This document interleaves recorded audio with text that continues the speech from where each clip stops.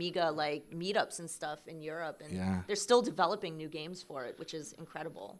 The company I work for, Limited Run Games, recently hired the guy that ported Dragon Slayer to Amiga. That incredible, like animated, off floppy, like Amiga game. Oh Like my God. it's the entirety of the arcade game done in All right. full screen. That's amazing. I think we're ready to get started. Oh, yay. Okay. I love it. I love it. All right. Well.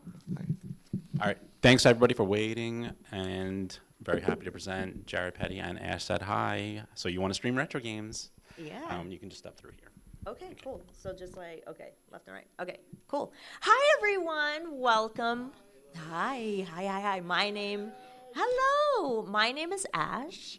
And I broadcast retro games on twitch.tv/Ash Said Hi. And I'm joined here with Jared. Hi, I'm Jared, and I'm here to ask questions. And that's pretty much it. And thank you so much for coming here.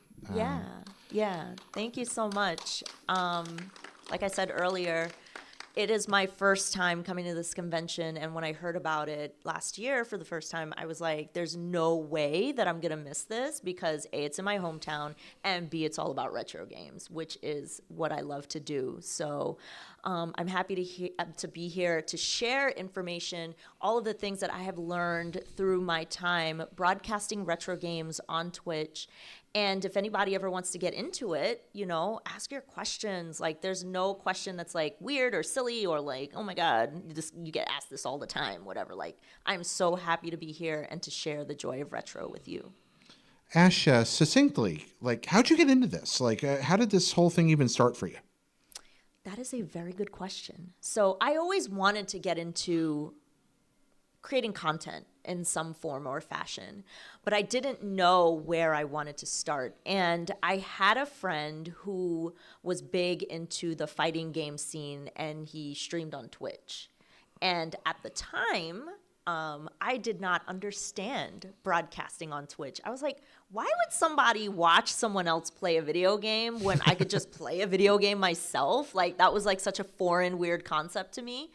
But in hindsight, it's kind of like silly because like I always enjoyed watching like my dad and my cousins play video games. So I was like, yeah, it should have made sense to me earlier. But I always knew I wanted to get into content creation, and I wanted to start on YouTube possibly. I was like, maybe I'll start on YouTube. And I have a degree in advertising.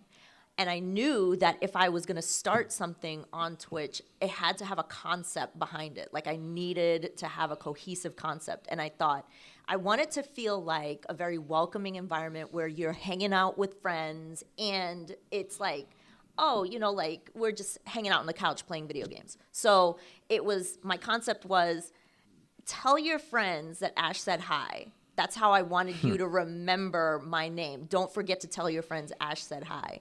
And that's the tagline that I end all my streams and videos with, because I wanted it to feel like, oh yeah, I know that person, and I'm going to tell my people that I know about this person. So that's kind of how it started. And then I got into I played like Zelda and Tetris. Like those were the first games that I played. And then I was like, wait a minute, I have this big backlog of video games. Why don't I just start there? So that's how it started on Twitch. And I met the community, and it just snowballed from there. It's been really fun. Okay, so your response prompted an off-script question. I'm going right away here to make things more difficult. Yeah.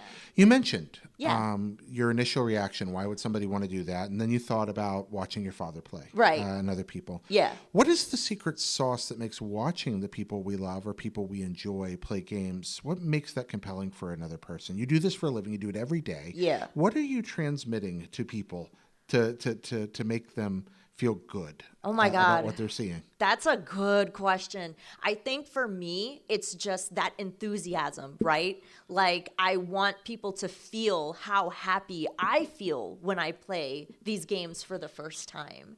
And so like something like Doom, for example, I never played Doom before. And 2 years ago, I played it. I remember like it was yesterday. I played it in February for the first time. And everybody was just so excited to see somebody who had never experienced that game before, what they would do, like reacting to things. And that fun and that camaraderie that we built, is kind of what fuels me to do what I do on Twitch, because you meet and connect with a lot of people and you have great conversations about games that you love and share like, oh my God, I love this soundtrack, or I love that game, or I love what you did in that game, or I didn't think about solving that puzzle the way that you did. So I think that's kind of what I want to transmit, that enthusiasm and that joy. Oh, I love that. That's Yeah. warm. Yeah. Okay, I think we're good for the next slide then. Alrighty. Okay. Yeah. So, All right. Yeah, go for it. what makes a game or console retro? And I think there's a lot of like contention with this question, because for a lot of people it means different things. Like, I can walk up to a 12-year-old kid right now and you'll be like, "Oh yeah, the Wii is retro," and then I'll just disintegrate into dust. That has happened. Yeah. Or I can walk up to somebody that's, thinks that Commodore is retro, or, the VIC-20, or, things like that. Like, that's the MSX. Like, those things would be retro to them. So I always say, define it on your own terms. Like, people are going to argue with you until they're blue in the face about what's actually considered retro. So my rule of thumb, my personal rule of thumb, is like whatever is 2 systems behind. So go ahead and play PS2 games in the retro category. Do it. Why? Where do you draw the definition from? Why do you choose that as your line? Since you're a specialty retro streamer, that's your job. Why have you chosen that line specifically to serve you? Because I feel like that's where you can really see the technological differences, like visually, and with the way that like the consoles work, like however they're built. I think that those are like, you can definitely see the difference between Morrowind and like Skyrim at that point. So I think that's for me why that works. Like, you can get away with it and be like, yeah, Morrowind at this point is 21 years old, or 21 years old. So I feel like the technology when it was made, it's like definitely like, all right, this game even plays kind of like in an archaic fashion. Like, so for example, picking locks in Morrowind is luck-based, or kind of like based on D&D rules, whereas the Skyrim, it's like more like, it's like a mini game, So a lot of modern games will have like different ways that they work. So I think that's why I draw the line that way. So you're talking not just about technical changes, but about design changes. Yeah, like, that can definitely be a part of it too. Yeah. The way that lock system, for example, works. I want to like sit down and ask you half an hour of questions about design changes in the last 20 years. We may circle back around to this because I don't want to get too far off book, but I want to ask you eventually about changes you've seen over 20 years of gaming. Oh, yeah. But instead, I will ask you about something a little more fundamental and probably harder to answer. Okay. So you spend hours a day sitting in front of a camera, in front of a screen, holding a controller. You got your chair, you've got your setup, you probably got wires around your feet, or I don't know how your cable management system is, but it's I would say probably like a 7 out of 10 right now. Okay, so not too bad, actually. Not too bad. You got the whole thing going on. It might be hot, it might be cold, whatever, but you got this whole thing going on. You hope the neighbors don't make noise. And that's what you do for hours and hours and hours. Yeah. What makes that so appealing for you that you do it day after day, and then you come to shows like this to talk to people about doing it and about how they might want to do it? What is appealing about it? I think the autonomy that it grants me as a person is the biggest reason why. As a broadcaster, you really take a lot of what you do into your own hands, and every day is an opportunity. And I feel like I run my own business, essentially, because I'm, doing contracts, and I'm working on sponsorships, and I'm playing games that I want to play, or working with devs to promote games that are interesting to me. And I can take a lot of what I do, and it's all in my control. And doing events like this and empowering people who want to get into streaming and creating content on their own, like those things are what make me feel like this is fulfilling and something that I want to do every day. I did previously work, corporate jobs and, worked in different industries. And while those things can be fulfilling in their own aspect, I feel like this one is fulfilling for me because it's things that I love. Because it's your own business and you're operating at, you're doing your best and you're reaching out for opportunities, but also there are contracts and sponsorships and viewerships. Is it ever scary? Oh man, the first time you ever have to do your contract or first sponsor, yeah, absolutely. It can be scary because you're like, oh my God, there's all this legalese. Like, I don't want to mess anything up. Like, what if I don't do all my deliverables? What if, like the sponsor is unhappy? Yeah, there's all those questions in there. And the first ones that I did do, I was really scared. And I remember one of my very first sponsorships, I was on the front page of Twitch with like 17,000 viewers. And I was like terrified. I remember I was shaking. And there was one time when I had to host a GDQ show this year. And even though I've done it a ton of times since then, I was still like nervous, right, about it. Because I was like, I want to be presentable. I want to make sure that I'm showcasing everybody, all the speedrunners in the best light. But I got through it. Through practice and being consistent, but also kind of just hyping myself up, like telling myself, no, I'm valid, I'm worth it, and I'm good at what I do. Even if I don't think I am, there's tons of people out there that are giving me like this feedback of like, oh my God, Ash, we love your channel. You bring a lot of joy to my day. Just I get to hang out and, relax and have fun.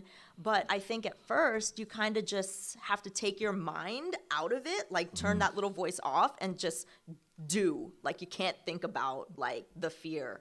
And I know that's much easier said than done, but I think that you just got to take a chance on yourself, Just got to take a chance. All this self-belief stuff sounds like mental health. I'm not sure what to think about that. Mentally healthy self-image is not something I'm very acquainted with, so I'm just going to trust you on that and appreciate it. Okay, so let's talk about you're not just a streamer; you're a retro streamer. Yeah. Okay, that's your thing. It's up on the big retro, big word up on the sign. Yeah.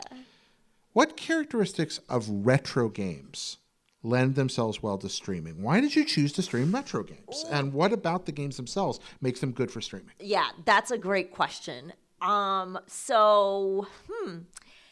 I think retro games, like let's think about NES games, for example, Super Mario. Let's keep it real basic. They're easy to play. Like I don't need to read a long manual. I don't need to, invest a lot of time before I start broadcasting. Like I can just kind of jump into the game. And I think that people have a lot of nostalgia for retro games. So there's like a certain comfort level there. So when people find the stream, they're like, okay, this is something I'm used to. This is something I know. I don't have to like really like do a lot of explaining to kind of understand what's going on. And, it's people will want to talk about it or at least want to watch it because it means something to them 9 out of 10 times. So I feel like that's an easy way to connect with people and start a conversation. It's a good conversation starter. But I feel like there are games that are definitely easier to do than others. Like the RPG games to stream, it's like that's going on hard mode because you have to be very engaging when you're reading the text that's on the screen. Or if you just breeze through it and don't really like put a lot of effort into it, I feel like you'll turn people off because it's like, well, I missed a lot of the story or like there's a lot to see on the screen and I'm not following what's going on. I mean, there are definitely people who don't care what game is on the screen. Like they just want to interact with the broadcaster. But I think that there has to be a balance with what you choose. Like you have to pick something that your personality is going to vibe with. And I'm a very talkative person, so reading text on a screen is like, it comes very naturally. So I feel like if you already know, like you might be a little trepidatious to always be talking, which is like one of my rules for being on Twitch is like, I always got to be talking because you never know who's watching, what sponsor is watching, what Twitch staff or whatever somebody's doing on the front page.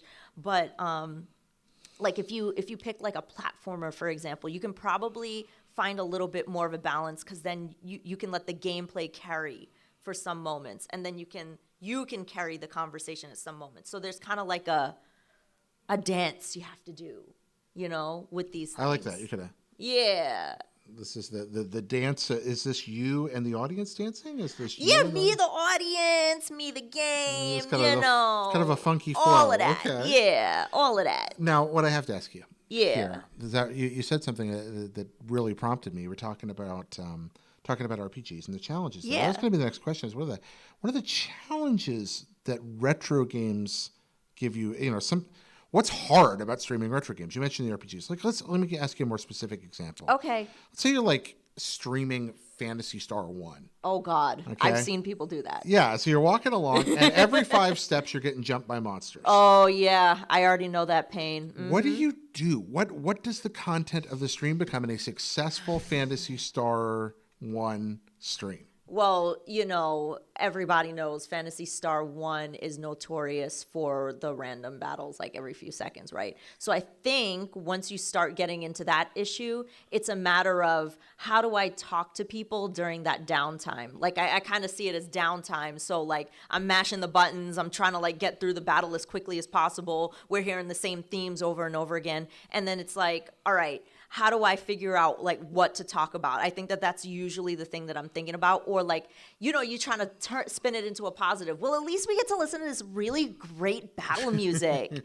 or at least we get to level up our enemies and then we can breeze through the rest of the game. But I think challenges in retro, like first of all, the biggest thing is the availability of video games, right? Yeah. So finding the games themselves, if you want to do real hardware, that's a very big challenge because games are getting older, they're getting more expensive, or disc rot, or they're just don't work anymore. I mean, that's a reality of playing on real hardware, or the hardware itself doesn't work anymore. And then finding the right cables, finding like everything that you need to get the system hooked up to your modern PC, your modern screen, like that can be a challenge because sometimes those cables are expensive, or a capture card. I think cost is sometimes the barrier to entry for a lot of people.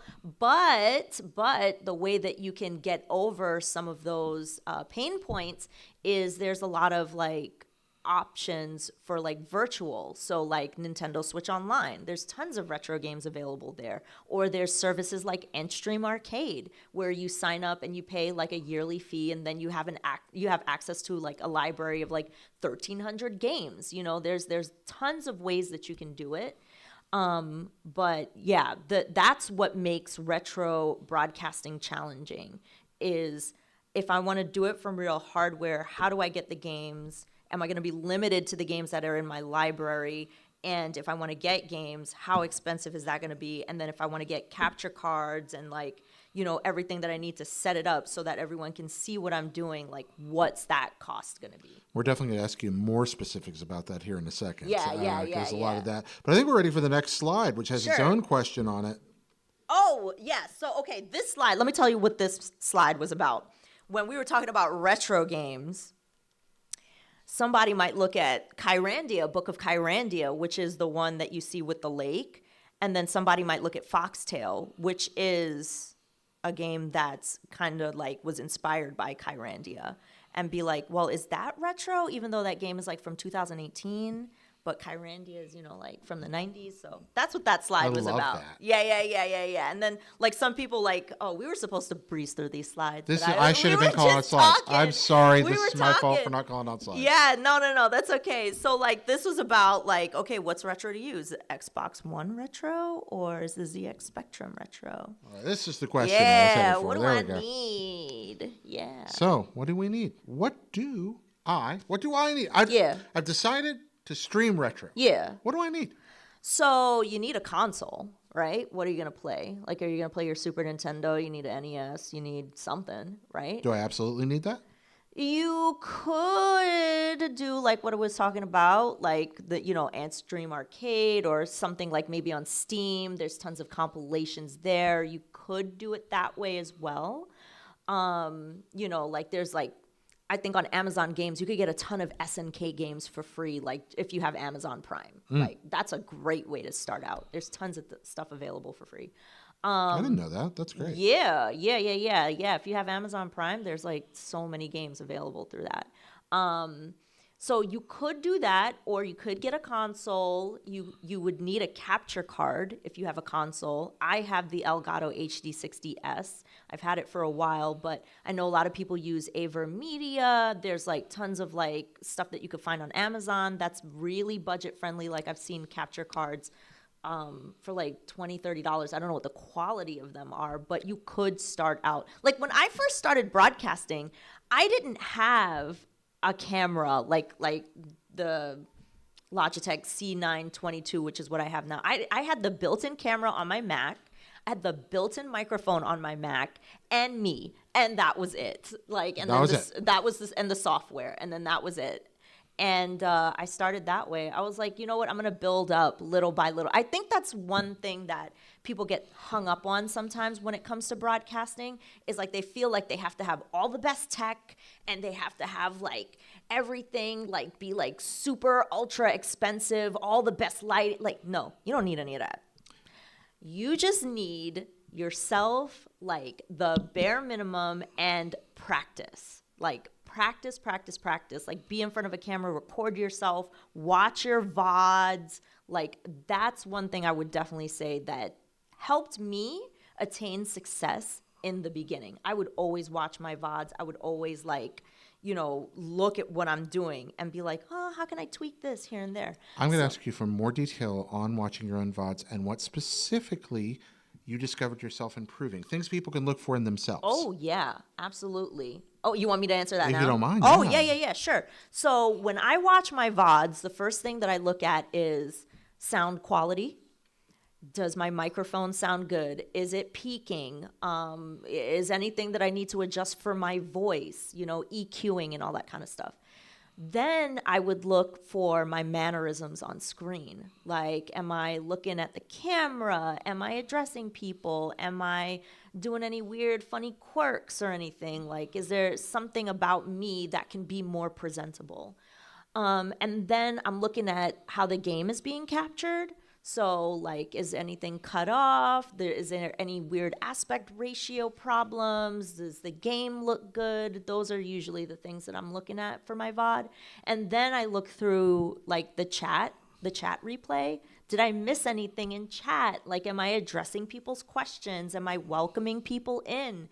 All of those things are extremely important to me as a broadcaster because I feel like when you make people feel welcome and wanted, they're gonna want to come back. So okay, so I'm sitting here with my SNES and I'm sitting here with my Elgato HD60S. Yeah. Sitting there and I'm like, what do I plug in where? What? Okay, so you would also need, if you decide to go that real hardware route, you'd need some kind of upscaler. Aha. So I would say, I started with the RetroTink 2X, which I don't think they make anymore. I think they're making the 5X, and they're working on like an HD version now, which is supposed to be like incredible. But yeah.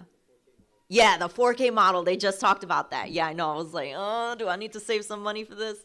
But you would need that, or you can get an OSSC, a FrameMeister, one of those things. So some kind of upscaler. I love my 2X because it was budget friendly. I think I paid like $100 for it, and it works. It works with almost everything. So yeah, and then you need to have the right cables, like composite component, whatever the system calls for, and then software. Like, are you using OBS? Are you using Stream Elements OBS? Like, you need some kind of streaming software to capture your beautiful self and your beautiful game. So. Do you use OBS? I use OBS, okay. yeah. I wondered. Yeah. Is it because it's free and well documented? Yeah, mostly because it's well documented and there's tons of tutorials out there and lots of people making like plugins for it. So there's always something that I can download to improve it, whether that's closed captioning or, some kind of cool like modification to my camera or like, something that I can do to improve the visual layers of OBS. So if somebody's going to do real hardware, yeah, you say probably the minimum is a console, a capture card, an upscaler, yeah, and cabling.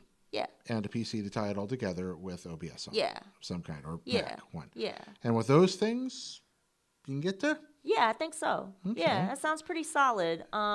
So if anybody's here, like, I mowed lawns all summer and I have $50.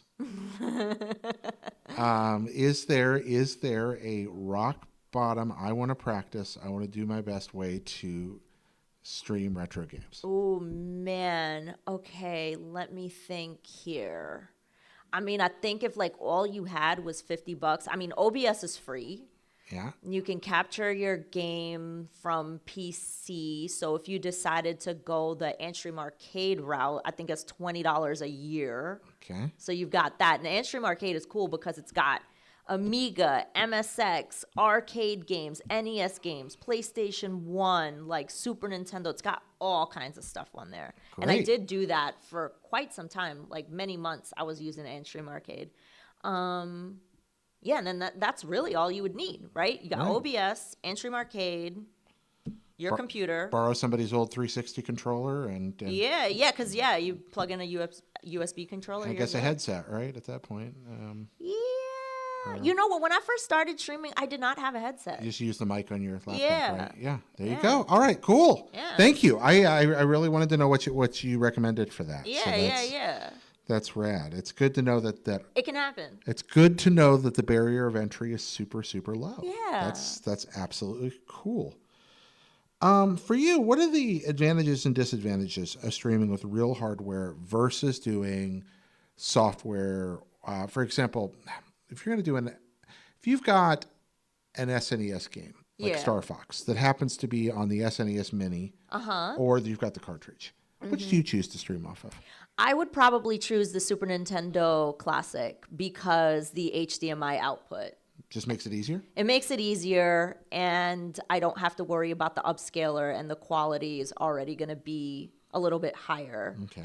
But I think people love the fuzziness and crunchiness of real hardware sometimes, you know? On the streams? You find yeah. people comment on that? Yes, like specifically, especially when I play a PlayStation 1 or a GameCube game. What's the first game you ever streamed? I think it was Breath of the Wild. Cool. Yeah.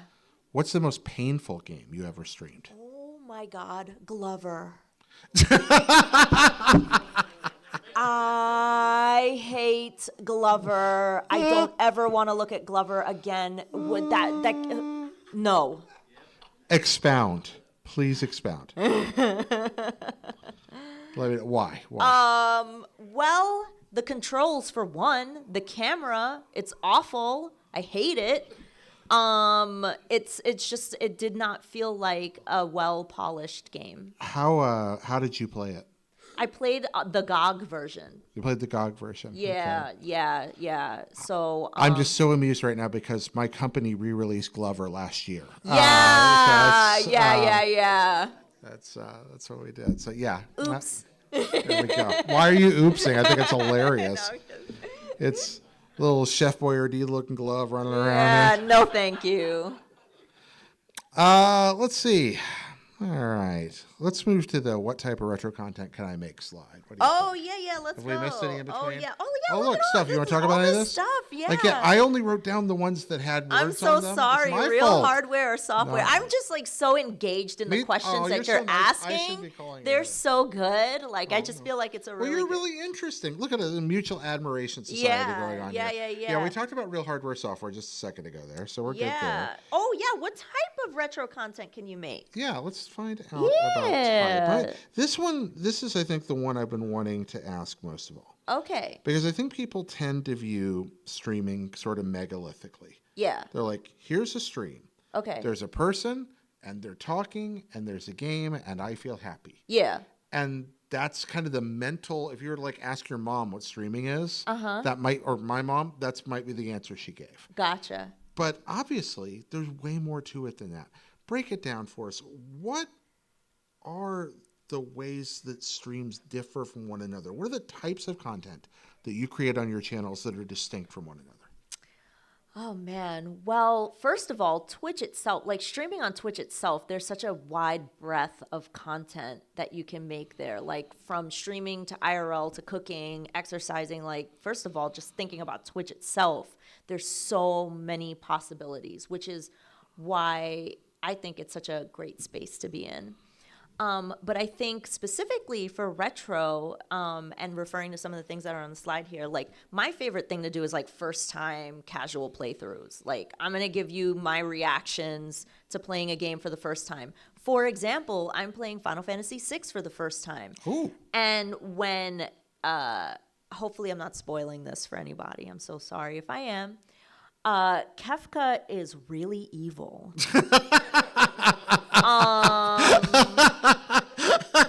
This is a video game for children? Like, what? I can't believe...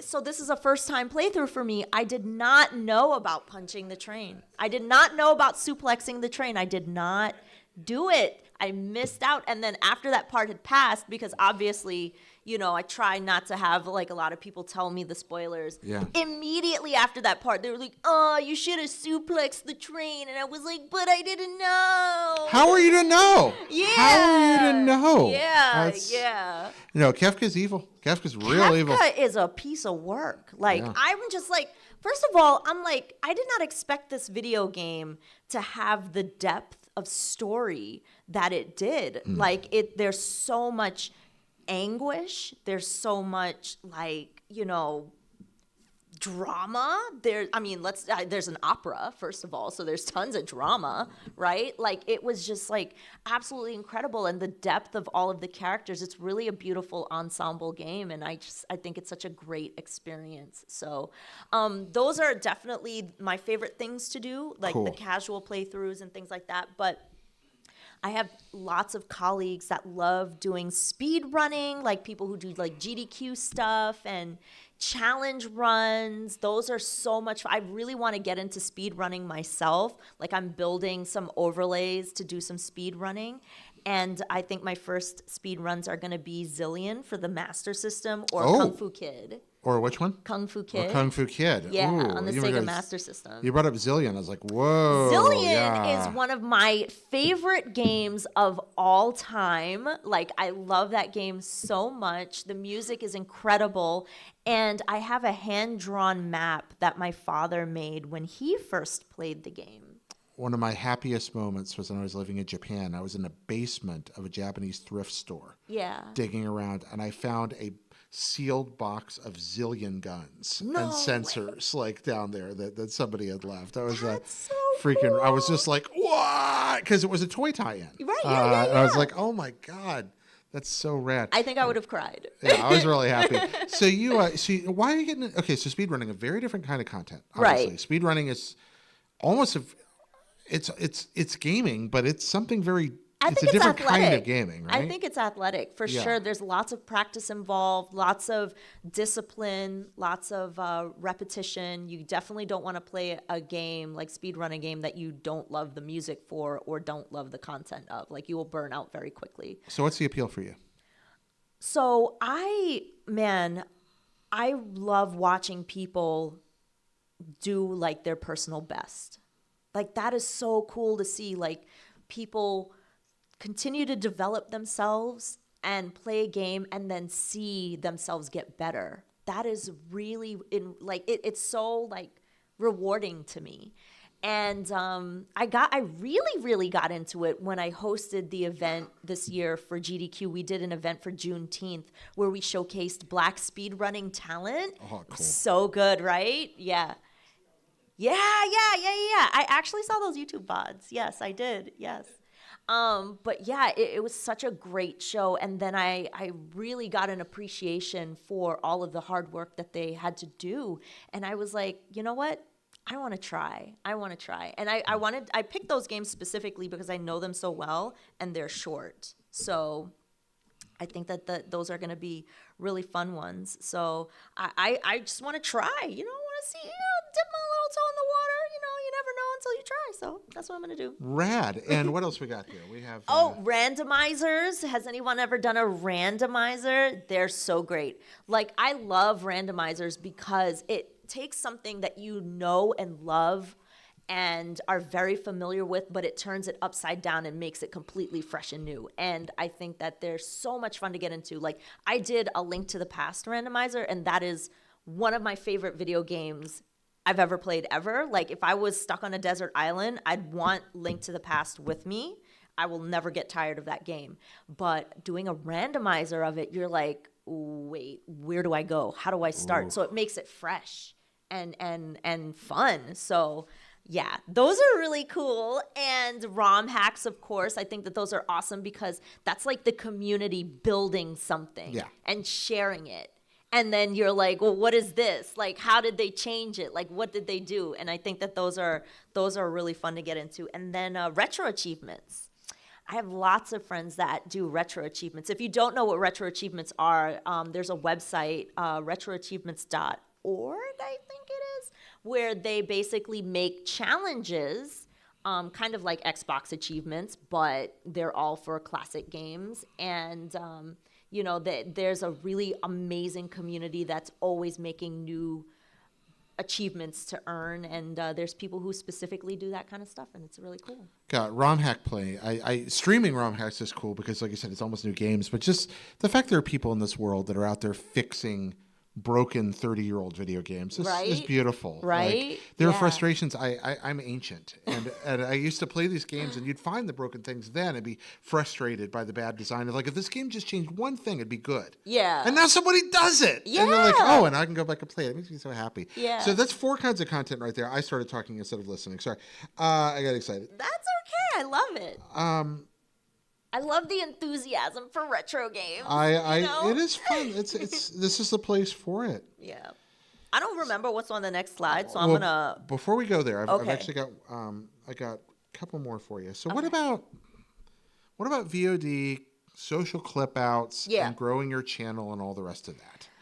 Like, how's that stuff work? Oh man, I think those are like the $1 million questions, honestly, because growing your channel on Twitch or YouTube or anywhere that you create content, that's like what everyone wants to know, because I feel like there's an aspect of it that's totally out of our hands, right? Like, whether that's you do something that goes viral and then like maybe somebody like Kotaku picks it up and writes an article about whatever you've achieved, or you posted a clip on like YouTube Shorts or TikTok and then that goes viral because of like the FYP or whatever. Like, there's certain elements of it that's out of your hands. But what you can control is your consistency, right? So if I'm posting every day and I'm like doing like a little bit every day, like, the chances that you will go viral are exponential because you're increasing your chances by constantly posting. And I feel like for Twitch, like, the biggest way to grow your audience is to really understand the platform and the tools that you're given. So I'm constantly looking at my analytics and I'm looking at peaks of when chat is really active or when is chat not active, because they give you all that data. Like, what was I doing when all of that happened?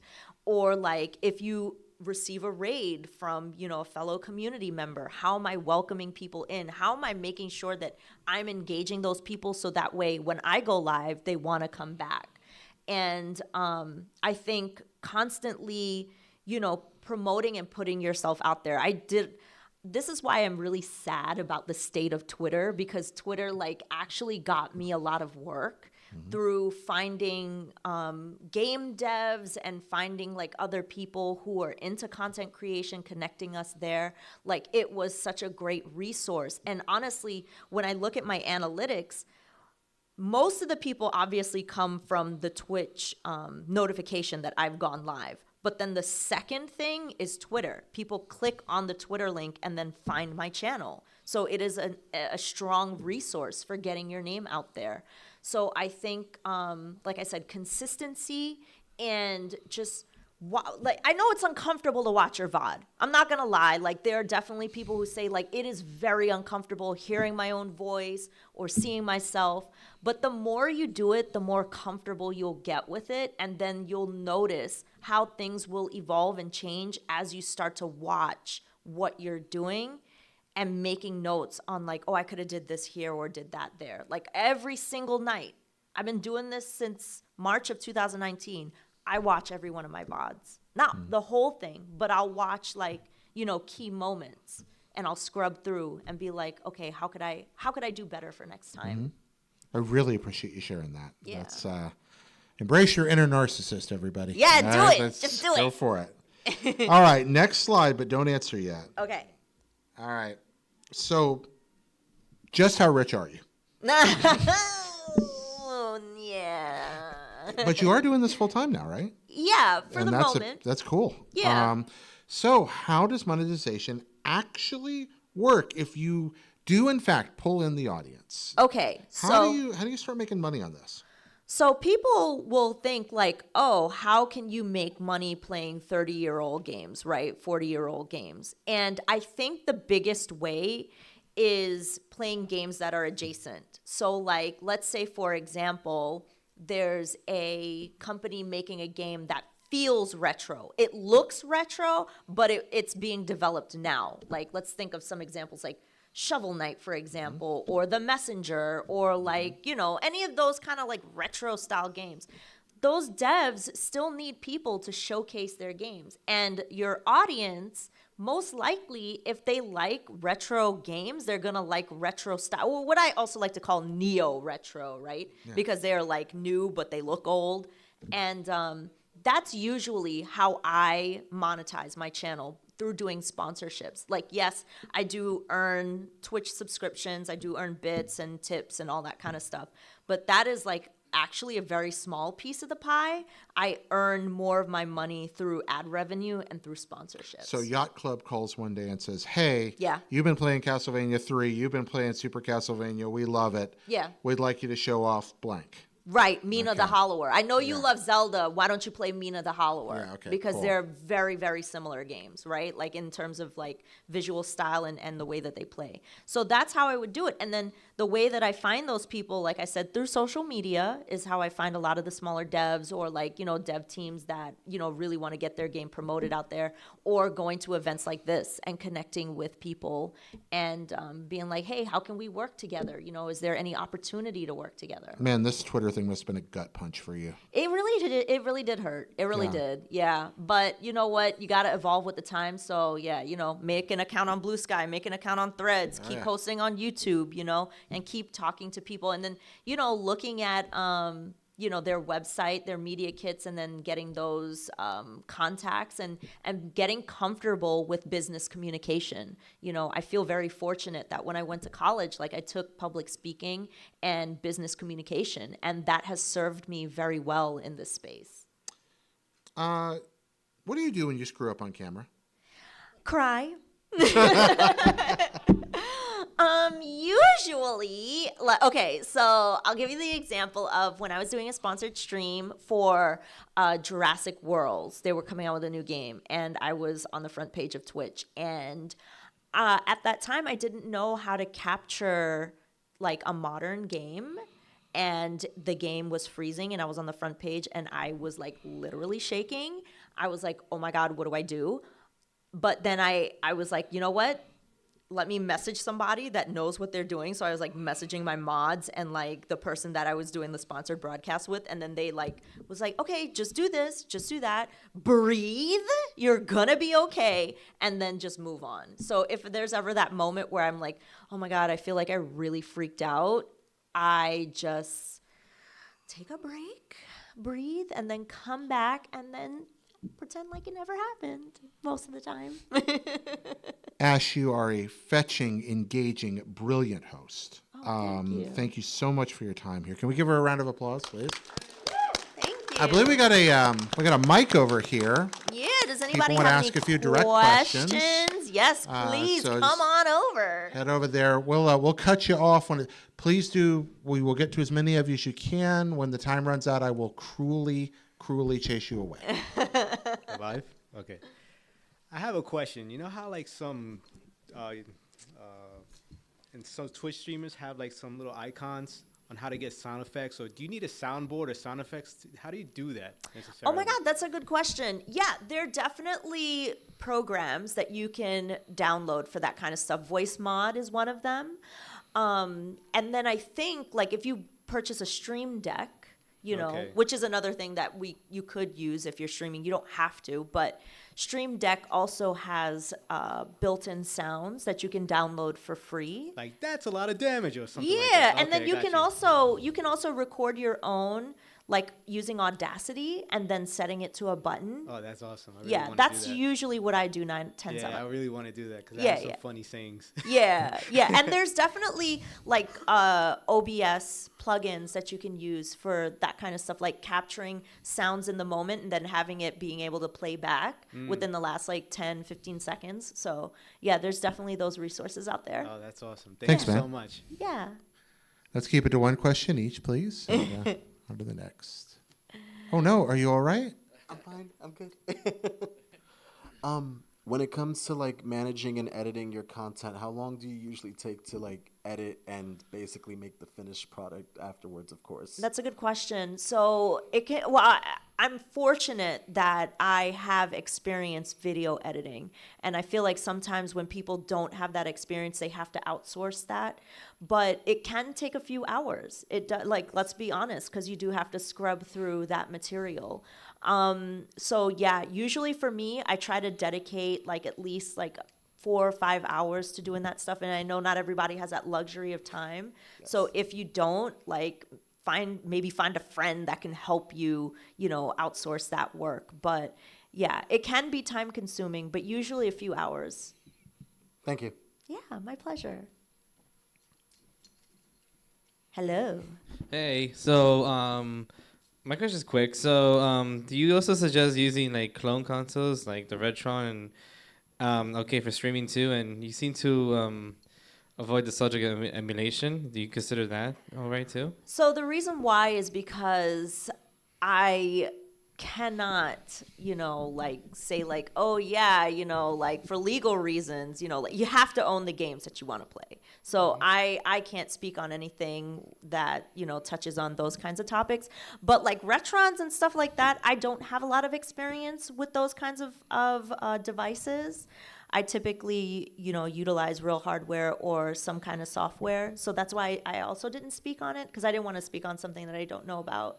But if it makes it accessible for you, and as long as you own the games, go to town. I don't think there's anything wrong with a Retron. I mean, it should have an HDMI output, so you should be good with that.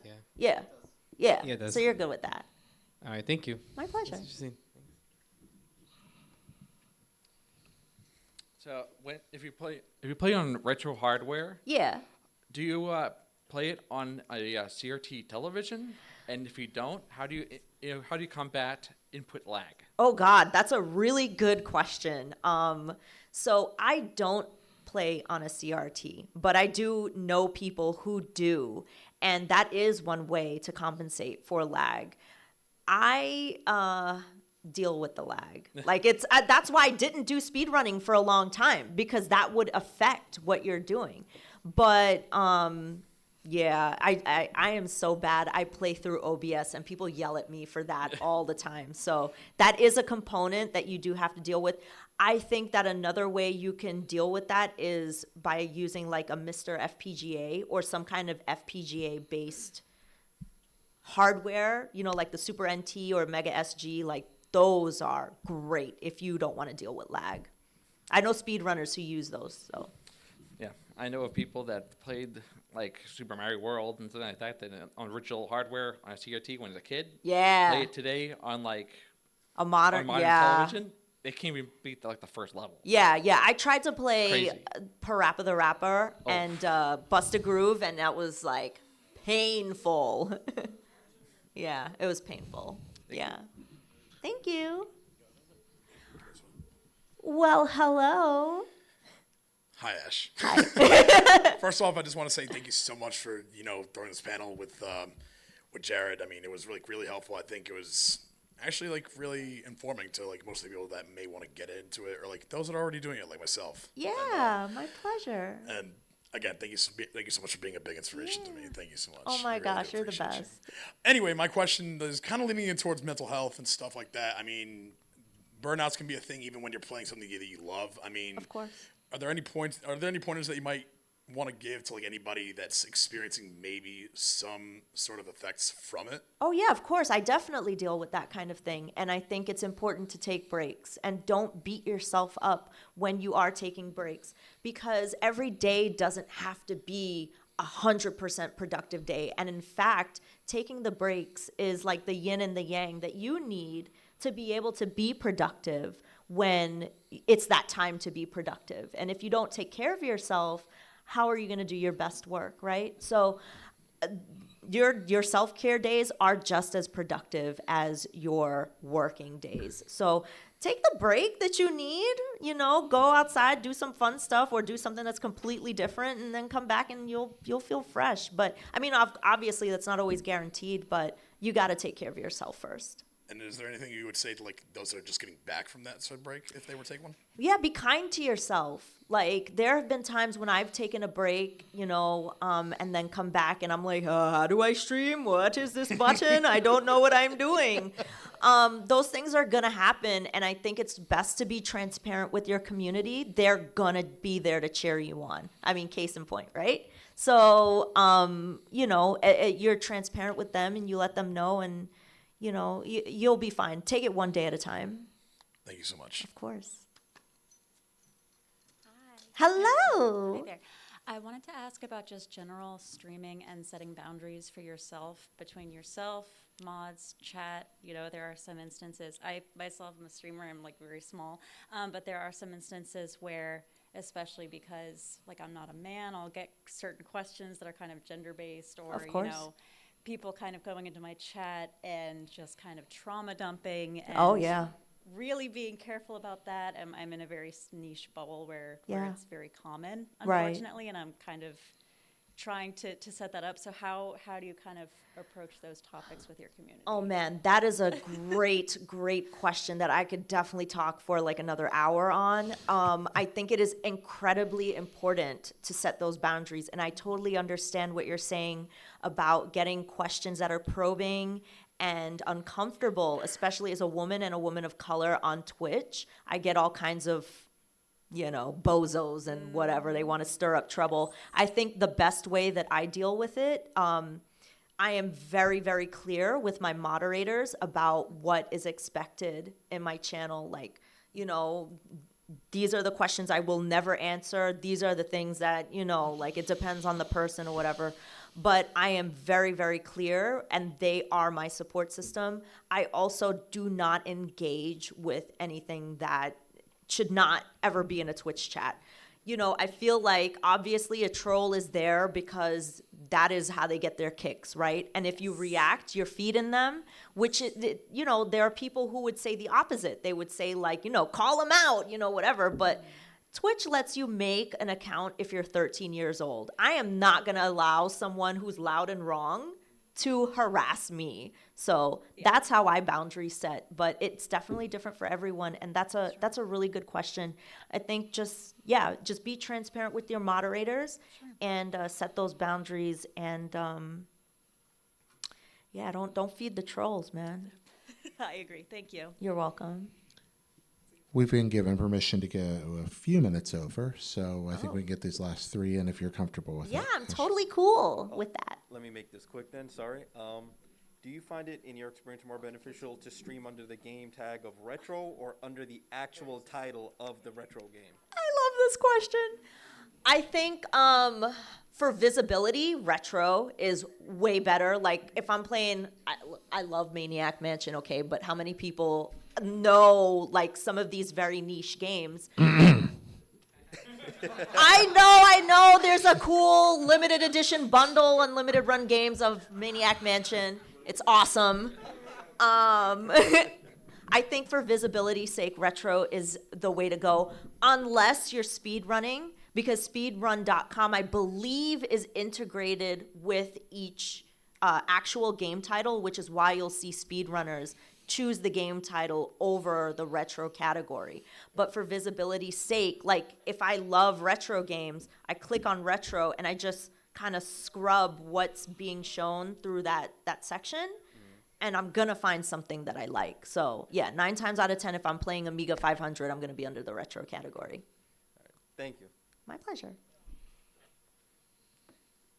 Hey Ash, I'm Hi. Sydney. You have really, really great answers. I know we're over time, so I'll just come and find you and ask you a few more questions. Okay, that sounds you. great. Hi, I just have one tiny question. Sure. Like,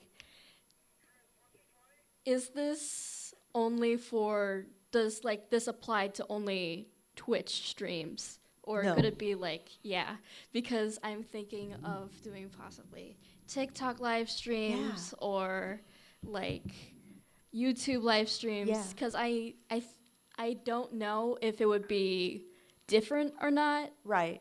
So yeah. That's a great question. No. So I have streamed on TikTok Live. TikTok Live is a whole different beast. And the reason why is because the way people consume TikTok Live, you'll notice that people scrub through way faster. Like you're not going to have someone that's going to perch and hang out as long as they would on a Twitch channel. YouTube, I feel like, would be closer to the Twitch experience. However, the UI is so different that I don't know if, there's the same interactivity there. And I haven't had the chance to really experience YouTube. But I have a lot of friends that do YouTube, and they say that it is very similar, but the things that make it difficult is when their audience overlaps. Like, how do I give them, like, something unique? But I feel like YouTube, it will definitely apply in a lot of similar ways. TikTok, I would say, because also the audience is going to skew a little bit younger, too. Retro games, like, I usually play like PlayStation 1 or Nintendo 64 or GameCube, like, and then you'll have a lot of like connection with people. Whereas on Twitch, like I can get away with like, Atari and like Commodore stuff and like all that kind of stuff. I don't know what other, I have not tried Kick. I don't know what the retro community is like on Kick yet. So How about Instagram? I have never streamed on Instagram, so I don't know. But I would imagine it's more similar to TikTok, but I don't know how. Also, the audience, too. The audience that you'll reach. Like, the audience that you'll reach for TikTok is going to be really large. The audience for YouTube is also going to be really large. But Instagram, I'm really not sure. So let me test it out and get back to you. Okay. Also, you're really pretty. Oh, thank you. Well, thank you so much for all of your amazing questions, everyone. And I'm so happy that I could chat with you all about retro games.